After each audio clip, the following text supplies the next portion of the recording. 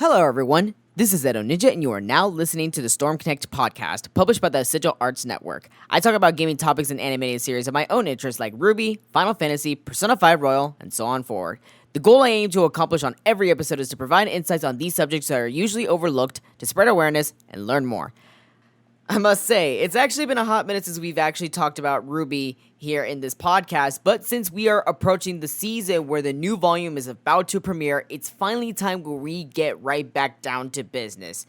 Rooster Teeth's RWBY is a 3D animated web show consisting of 4 anime girls, Ruby, Weiss, Blake, and Yang, and a few other traveler friends trained to become huntsmen and huntresses. However, they are now faced with a greater responsibility, which is putting their lives on the line to fight off against the creatures of Grimm and a foe that will be spoken of later in this episode. So if you have not watched RWBY or have not caught up to Volume 7, I highly suggest you stop listening to this podcast episode and go binge the show on YouTube or on Rooster Teeth's website so you can return here for the full fleshed out episode. So before we start out this actual podcast episode, I want to take a moment to actually properly address this. I, Edo Ninja, host of the Storm Connect podcast and partner of the Sigil Arts, hereby firmly stand by the Black Lives Matter movement. This year has been... there are many words to describe this year, but there's been a huge amount of... abnormal amount of surges of injustices, and as much as we can only say we hope for this to end, this will not end until we actually continuously push for this change to happen, and the perfect developing story I need to address here. Yesterday was truly revolting.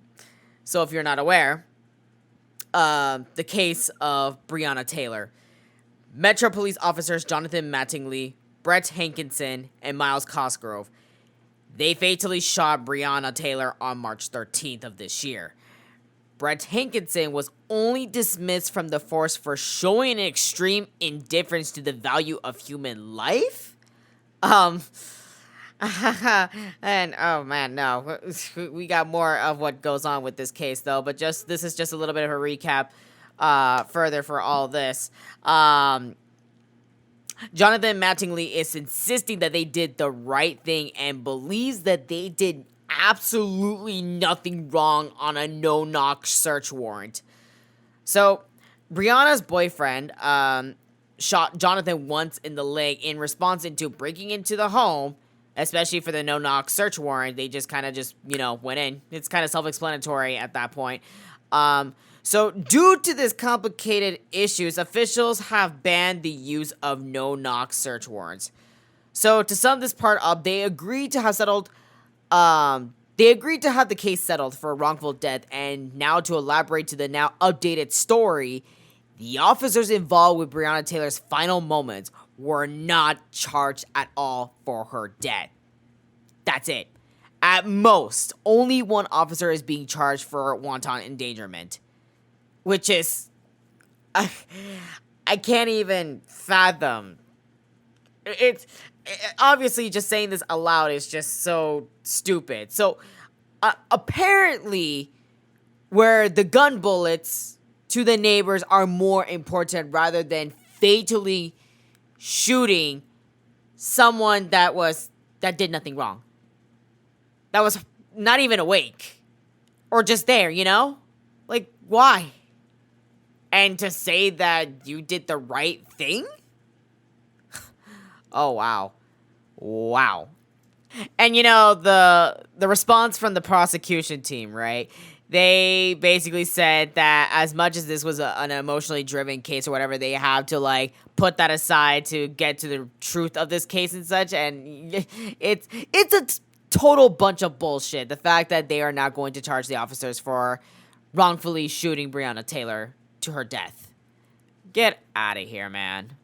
This is still beyond me of how we are here in the first place. The fact that this has to be a conversation is just so sad, and it just shows of how horrible that we can be as humans, Like I said, the concern of endangering the neighbors over the actual victim here is more important. Okay. Okay. So please, I say this. Please help. just to do your part, you know? Like, especially now, especially just by visiting www.blacklivesmatter.com, and you can search ways to end this division and the unfairness that we have in our system here. We cannot have those that have actually died in vain. It's our duty to uphold that and to see it through to the end. Now, that being said, let's proceed forward to the actual podcast episode. So, it is with utmost pleasure, as I briefly kind of mentioned this earlier in the beginning of the podcast, I'm happy to say that RWBY Volume 8 is indeed happening this year, and I must say major props for Team Kirby for making this happen despite with our current circumstances. I suppose you could say this is somewhat of a part 2 of going over of what to look forward to. However, the difference here is that we have background information on this upcoming volume. And I believe it's important that we actually go over this so we kind of have some idea on what to expect and so on forward for the future of RWBY and so on forward. So before Volume 7 ended, or around the time before the pandemic was taken to a full effect to where everybody was quarantined and such, RWBY Volume 8 and 9, they pretty much got the green light to pretty much go into full production, that it is confirmed to actually come out for RWBY in general. So, RWBY Volume 8, it was actually being written nearly at the same time as they were writing Volume 9, which is unprecedented for Team Kirby. So I'm not sure if this is a way to get pretty much ahead of the game as to know of what they're doing for the story. I'm not exactly so sure. However, I would hope that it is a good thing. But personally, I would think that after watching RWBY Volume 8, we'll have a better idea as to how the pacing or like the general information for Volume 9 could go. We're not exactly too sure, but I guess we could just put in all of our faith into Team Kirby and everybody that's worked onto the show and hope for the best for Volume 8 and 9. My thing is the fact that RWBY, I hate to say this though, but RWBY has certain inconsistencies that they suffer a lot from, and I'm hoping that they do not exploit the hell out of it when they produce out Volume 8 and 9. So this might be a little bit of a stretch for the next thing that I'm going to mention, but it may not be. That really depends on how this is going to play out when the game is released. So Rooster Teeth has recently partnered up with WayForward and Arc System Works once again for a brand new RWBY game. WayForward, they're mostly known for their Shantae video games. So the reason why I'm mentioning this right now is because when they had their RWBY panel last week for RTX at Home, they mentioned something very intriguing. I don't know how much you really want to look into this or not, but they said that the game's story is going to take place during Volume 7, which I find that very odd in a certain way, especially for a dedicated game like that. But depending on how this goes, it may actually be a good thing, it may not actually be a bad thing. But as to how relevant it is to the main story, we'll have to find out when the game is released. But they did not elaborate anything further beyond that, but they said that they only expect to have this game out soon by 2021, but news for it will come out sometime later as to this year or maybe early next year. We'll find out in the media in time. So now going back into the inner circle of RWBY Volume 8. So here's one thing that they did confirm, which this was way while back. They mentioned that RWBY Volume 8 takes place over the course of 2 days in Atlas. So this is very believable, especially for Salem arriving at Atlas at the end of Volume 7. It's only safe to assume that it's pretty much going to be an all-out war within those 2 days of Atlas. So I really don't mind this. I'm just really curious as to how those 2 days are gonna go down. And that kind of just sounds frightening, the fact that it's in 48 hours of battle against Salem's forces and herself. And also, half of RWBY Volume 6 was pretty much in the course of a couple days as well, and their pacing was just fine. It was actually great. So, since it's only going to be 2 for the entire volume, we're just gonna have to see how this one plays out, though. But I just hope that they move along to the steady pace and nobody has time to sit around and do nothing. It's not going to be like RWBY Volume 4 or 5, where pretty much nothing happens up until the end of the volume. And speaking of pretty much the entire full volume, they did confirm that this time RWBY Volume 8 will have 14 chapters this time. So here's my thing with that. Due to this pandemic or whatever circumstances it may be, I am a little bit skeptical about this, is because that I don't think their episodes are going to be that lengthy. At most, it probably will have the same length as to Volume 5. That's just to my basis and assumption as to how we've gone over to how they do their inconsistency with the episode durations. But I am hoping that this volume will be pretty lengthy, if not longer than as to how they've done in the previous past. I'm not exactly too sure if that's possible, but who knows. As long as they do not have that one chapter that's like under 11 minutes, then I'd hope that they have at least a good layout plan for the 14 chapters.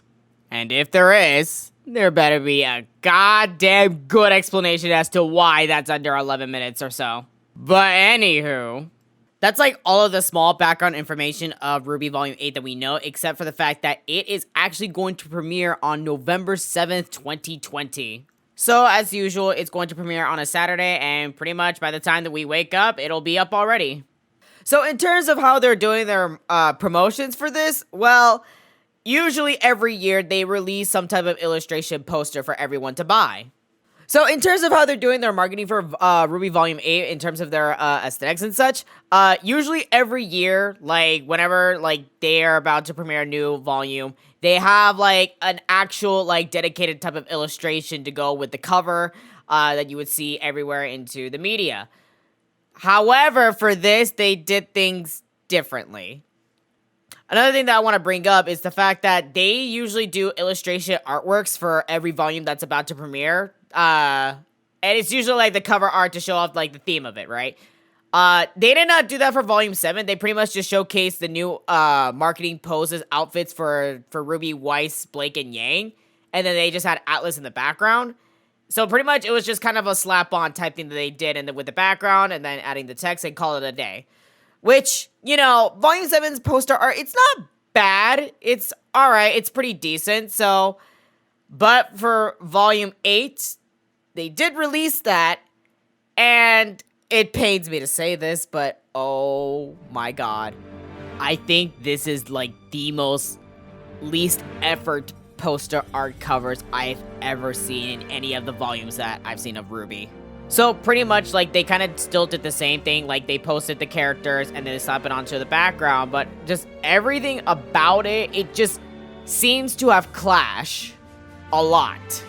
I'll have the link to the cover art itself so you can see what I mean, but it's just the fact that like okay, the character arts, like, they don't look as bad. I might have like a couple gripes with a couple of them though, but the poses and the idea of it, it looks great. Don't get me wrong on that.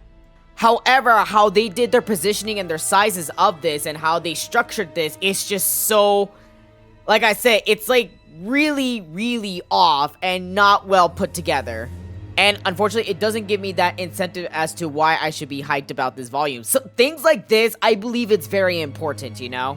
I'm not so sure if it's because of it's a budgeting issue or pretty much they were on a time constraint, especially with the current circumstances, or another thing that I just hadn't thought in mind was the fact that because that they usually sell their poster art covers, I don't know if it actually sells or not, but it just seems that it might not do well. So it's like, what's the point of actually putting effort into these poster arts if people are not exactly buying them? Which, I don't know. Again, I can't really tell off of the statistics because, like, they don't have, like, the actual available information for us, though. But it's like, to at least watch the volume, that's something that you want to have someone to, like, make the appeal to. It's just like, oh, well, like, what's the feel for this volume as to why I should be hyped up for this, you know? Say whatever you will about the Mistral arc, but their poster arts from Volume 4 to 6 were very good. And I don't know why they just dropped the ball when now here into the Atlas arc.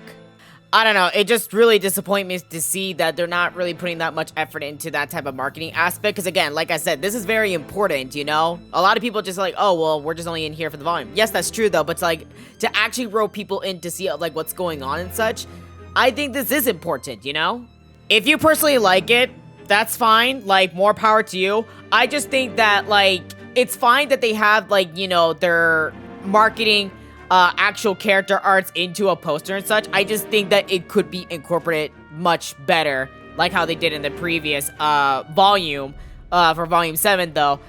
But if they have more of the budget, I just wish they would actually invest into like a full-on art illustration with like a whole thing. But again, we don't know the circumstances to that though. But it's just, like I said, it's really disappointing that in this case, it's not exactly good, in my own personal opinion.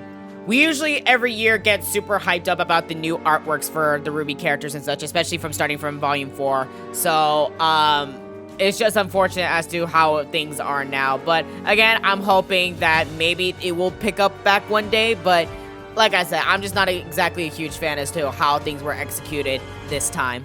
Now to the big thing that we're all like pretty much hyped up for is the trailer that they dropped at the panel. So, the first thing that I want to mention, I believe I mentioned this in my previous RWBY podcast episode, but if I did not, I just want to say that I called it that she actually brought her house on that giant whale Grim. She actually brought her house because she literally said that she was gonna sit on fucking Atlas. I told you. I literally said that. Like, I don't know why she has her own dedicated throne. Unless that she just leaves Atlas out of nowhere. But why would she do that when she's trying to get the other relic? So it's just like, no. I knew she really said that when she gets the relic and stuff like that, that's gonna be her new territory. She's dominating the entire goddamn continent. I knew that was gonna happen. This woman over there really just had to, like, dress all fancy and be all nice, like, got her new Victoria's Secrets, like, you know, her new dress and shit, and just had to show off. She had to be so extra and show off of how she's going to take over the goddamn world, starting with Atlas. The perfect target. Wow. But that's not enough for her. No, she just had to bring her entire house and said, oh yeah, what's that about, like, you know, buying property? Oh no, I'm taking it anyways. It's mine since I've been here longer than you have. Like, I fucking hate this bitch. I'm so tired of her. So another thing that I've noticed in this trailer is the fact that, like I said, like Salem is not doing any of the attacking. It's just mostly the Grim. But even then, it doesn't look like there's a lot of Grim as how we've seen from the previous volume. Well, basically the season finale. The first other teasers that they revealed off to this, like, it just looks like that Atlas was just gone. And for some reason, the Huntsman and Huntresses decided to stay in Mantle. Like, obviously, like, right now they're having their distrust with Atlas. But, like, in the trailer, it looks like they meet up with Ironwood again some way, shape, or form. Especially the fact that it seems that he talks to the team again about, like, the concern over Mantle. So, usually from what I've noticed, based on their previous trailers before a volume is about to be premiered, they usually, like, give the snippets of episodes 1, mostly of 1, and usually they go up to their max number of, like, around to 4 or to chapter 5 of the volume. So, the good thing is the fact that, like, even though, like, that's all that they're showing, it doesn't spoil too much as to exactly of what's happening. Because anything could happen. Like, I still don't know of how, like, what direction they're gonna go to in this volume. All we know is that Salem is here. And in the trailer, she showed that she got the relic. And she's interested in something, which I'm gonna bring up this point a little bit later. But as to the current locations of everybody, we are not exactly so sure of that. So the team is divided off to 2 groups. There is Group 1, which is Yang, Ren, Jean, and Oscar. And Group 2 is consisting of Blake, Nora, Weiss, Penny, and Ruby. Group 1 is mostly working on the shitfest that's happening in Mantle, while Group 2 is on top of fucking Atlas and getting the situation sorted out with Ironwood and whoever else they need to sort out shit with. Speaking of, we actually do see Ironwood and the Aesops, and it looks like from this moment on, they actually learn about the unfortunate fallen of their team leader, Clover, and I guess they're still keeping up with the mission and such. We're gonna see how their characters develop from here on out. I thought their roles would be over after that fight, honestly, but it looks like they have much more to achieve for Volume 8. So in the scenes here, it's really very interesting the fact that we actually see Ironwood and the Aesops in, from what it looks like, the medic room. I thought the characters would have no time to waste, especially for what's happening now that Salem has just arrived. Again, we don't know the context as to everything that's happening though, but like just seeing that, it's like, wow, you guys are sitting around while you guys have a war that's about to happen in your goddamn kingdom? Crazy. So another interesting fact that I want to mention, back in RWBY Volume 7, when Ironwood fought Dr. Watts, he didn't technically lose his left arm, but like it almost could have burned off or be cut off in a way. And how the volume ended, he pretty much had his left arm in a cast. Now it looks like he actually replaced it. For what it looks like, it seems that he added another cyborg type of mechanic arm to his body. So, whew, I am really interested of how the Tin Man is going to play out into Volume 8. And yeah, that's like about it. We did not see Maria Calavera. We did not see Penny's dad. We did not see Robin Hill or Crow. Yeah, I'm not even sure as to what's happening here, which again, this is really good that they're not showing too much. Hell, we didn't even see Neo there, which I'm really curious as to what's going to be her objective. Obviously, it's to kill Ruby now that the Relic of Knowledge has been delivered to Salem. So since the trailer pretty much confirmed for us that Salem now has the Relic of Knowledge, now Neo, she is going to do what she always wanted to since pretty much Volume 6. So I'm really curious of how this is going to turn out. If she's actually going to kill Ruby, or is she going to go after Cinder's throat just because she just can't stand her bitch ass? I'm so excited for this shit. Neo has kind of been one of those characters where it's just like, you know, she's like hardly around though, but whenever you see her, she's kind of like pleasant to see it. You know, she's actually kind of cool, but she might have some type of character development, or she'll have probably much more of a character flesh out, which I'm hoping it's for the character flesh out. I really want to see this. So, based on to what's happening here, I think the characters that are going to shine in this volume is Cinder, Neo, and Penny. Maybe Ironwood, but like, I don't see him like shining out as much as the characters that I'm like pretty much anticipating. Winter, not so much. Rooster Teeth did mention that, the character, Ruby Rose, she's more of like, you know, acting like an actual main protagonist of the show. So, I'm not gonna have too much high hopes for Ruby, but I mean, they're hyping her up again for Volume 8, so I'm really curious as how she is going to play out, especially the fact that she was part of the dialogue, or not dialogue, the monologue for the trailer that was presented to us. But other than that, I'm gonna keep my expectations low for her, but those are my top 3 characters that I'm like hoping that they do really well with this time. And finally, as to how they ended off the trailer, we see Salem saying that she has questions for Jin, although we don't actually see Jin or the Relic of Knowledge actually activated. So, from what the end of the scene insinuated is that she's asking as to how does this work? Like, she needs somebody to have the Relic of Knowledge be activated for her. And it looks like the Grimm is sniffing the Relic of Knowledge. So, I'm seeing a lot of death flags for, little boy, farm boy Oscar Pines over there. If not, it's either between Oscar or Ruby, because those are the only 2 people that were actually holding the relic. So, who do you think is gonna get captured? Because if you want my honest opinion, I think it should be Oscar. Ruby Rose may have had a little bit of a clapback moment in Volume 7 with Salem, but I think Oscar Pines should be introduced to Salem directly. Because it's like, it's just so funny of like how, like, for some reason now, like, every volume, like, for some reason, Oscar just disappears off the fucking face of the planet, and he doesn't show up until like an episode or 2, or maybe even 3 chapters later.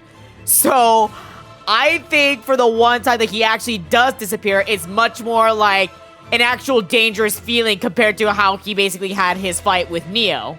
You know, now saying this aloud, I think this might be a foreshadowing the fact that, like, every time that Oscar disappears, we all have, like, some sort of type of panic for him.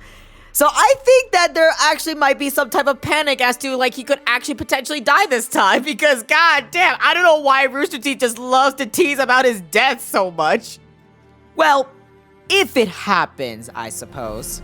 Now, if Ruby Rose is the one that gets kidnapped and actually meets Salem, some way, shape, or form, I am just hoping to God that they do this right. Because I don't give a fuck if she's the main protagonist or not, or if she starts acting like one.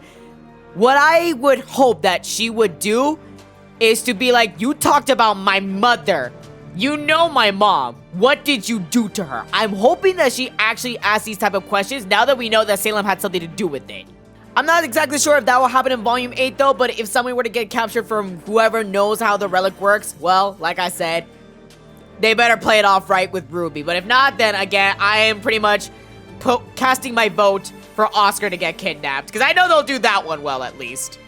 I unfortunately do not have that much confidence as to how they'll do the greeting between Salem and Ruby well. So, I'm gonna post this poll on Twitter. So if you have a Twitter account, I'm gonna post this up when this episode is up as well. As to who you think is gonna get kidnapped and greet Salem, Oscar or Ruby, and you should tell me why into the replies below. I'm actually quite curious to hear everyone's thoughts about that. And yeah, that's like pretty much of everything as to like the background information that we have of Volume 8. We do have some additional information of like Ruby overall in general. One thing that they had was a little bit of a Q&A, and they have answered something that was canon to the lore, which is questions about Watts and Ironwood. Well, one question that is, which is basically their semblances. So, this is exactly a fun fact for all, which I don't know if that's something to be pleased with or not, so take this as you will. So Dr. Watts, he does not have a semblance. He just happens to be super intelligent, have at least some type of basic fighting skill to where it's just like he knows how to defend himself. But he's not much of a fighter himself, and he doesn't have a semblance. But, you know, obviously he has his aura. But, you know, again, very talented, a genius, and also a doctor. So I gotta give Watts that. Like, he's a first character that is a really interesting character that doesn't have a semblance. But, hey, he is involved with Salem, and I'm kind of hoping we get to learn a little bit more about him, especially the fact that they let him live for whatever reason. I'm not exactly sure as to why, but if he has more to achieve, then I hope they do this well. If not, then he should have died last volume. No cap. So, leaving that as it may be, like I said, he has no semblance, he only has basic defense skills, and wields a gun. So Ironwood, they did confirm that he does have a semblance, and it was actually used in some places, snippets here and there within the previous volumes. However, unless Team Kruby was lying, which I could see them doing, this has got to be one of the most irrelevant and useless semblances I've ever heard in this show. Like, don't get me wrong, like, it makes sense, but like, why is that his semblance when almost anybody could do that or train themselves to do that, you know? It just doesn't make sense to me. So, they didn't give a name with this semblance, but basically of how it functions, it's pretty much like, I guess you could say it's some way for him to focus. Like, okay, so pretty much they compared it into a way of like, you know, using his name, like Iron, haha, very funny. But, so the Tin Man himself, whatever like he is set in mind for a goal or a mission and such, he uses his semblance to ensure that whatever else that is, like, you know, having him boost up with anxiety and stuff like that, he does not get distracted in some way, shape, or form. And all that matters is to complete that task or to basically see to the end of the goal or mission that he has in mind. That's pretty much just exactly how it works. And that's like the best way of how I could describe this. It was a weird way of how they elaborated on this though, but it's just like, so basically, it's just a stupid focus skill. I mean, okay, but like, why should that be part of his semblance where his aura is used? That's kinda stupid to me, you know? I would have to go back to the volumes because I'm actually curious as to how it was used. Maybe in Volume 7, there are snippets that I could probably see that, but all the way back to Volume 2? Whew, I got some research to do after this podcast. It is up to all of you as to what your thoughts on with Watts is basically his a little bit background information and Ironwood's wonderful semblance. So, like, that's pretty much for, like, all the background information of, like, this volume and such. There is one more thing that I kind of want to mention. It still has a little bit some type of involvement with Ruby. In a way, it may be a little bit of a stretch, but, like, if you care that much as to what goes around with Rooster Teeth and such, I want to mention one of the, like, co-writers of Ruby, Miles Luna. Surprisingly, he actually left Rooster Teeth, like, way back in March, and this was done way quietly. However, like, he is still a head member of Team Kirby. He's just only, like, signed up as a contractor, since obviously, like, you know, they still work to agree to working with him, and he still voices John Arc. So, in a way, this changes exactly nothing for Ruby. It's just, again, he's just no longer directly employed with Rooster Teeth, just only as a freelancer, essentially. He was hardly in any other projects except for Ruby anyway, so it's not much of a big impact to begin with, but I mean, it's still fine. But I thought I should give you guys a little bit of the update if you're not aware about that. Yeah, no, he actually left way back pretty much when this pandemic has started. So, yeah, we didn't, like, see him in any other, like, Rooster Teeth projects anyways. Just mostly all of his time was invested into Ruby and whatever else that he does that's outside of Rooster Teeth. So, I thought that was really interesting to find out.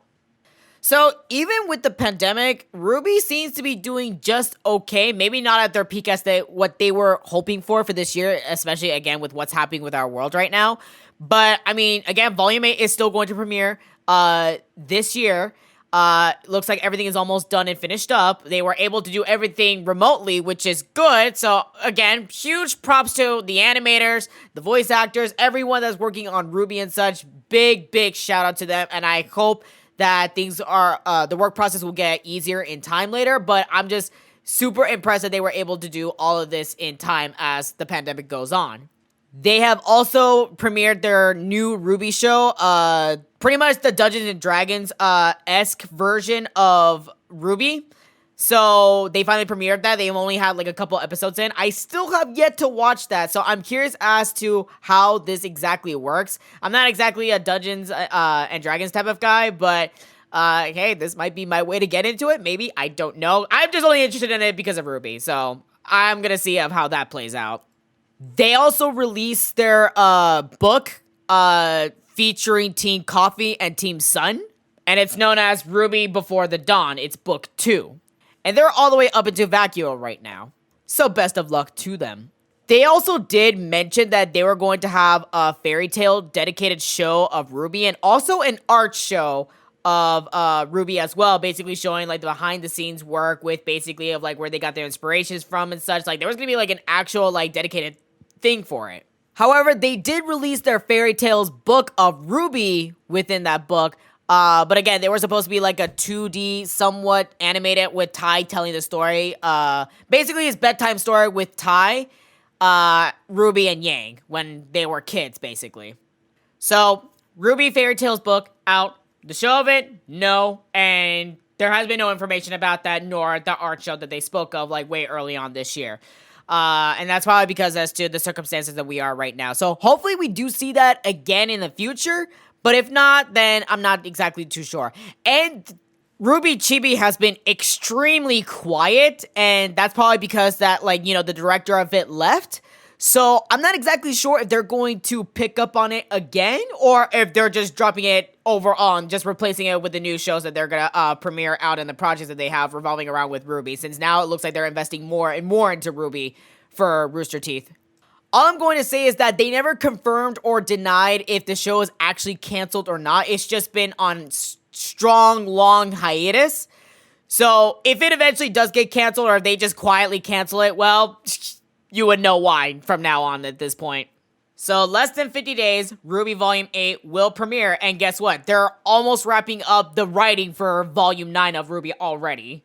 So I must say, like, for them getting ahead of the game and such, it's good. But again, we'll find out as to how things are going to play out. That's all for the background information of Ruby in general overall. So I must ask you, what are you anticipating for Volume 8 and to the future of Ruby in general overall? And I'll mention this one more time. Again, if you could answer that poll, because I'm very curious as to what everyone's thinking on that poll. That would be nice. And also, that being said, that's all for the podcast episode itself alone. So, if you're listening to this show on Apple Podcasts, be sure to leave out a 5-star rating if you enjoyed this episode. Hit up the Storm Connect Twitter at StormConnectEN or other platforms this podcast is on for feedback for the show. And lastly, we have merchandise available sponsored by the King Styles Apparel, so be sure to check out the stylish t-shirts, hoodies, and more. I was able to come up with Schmerp, my collaborator for the merchandise project, so I hope that you all enjoy it and take a look and, check it out, and maybe cop a shirt or a hoodie here and there. This is Edo Ninja. Thank you for your time for listening to this podcast episode. Stay safe, healthy, and smart. I'll see you guys next time. See ya!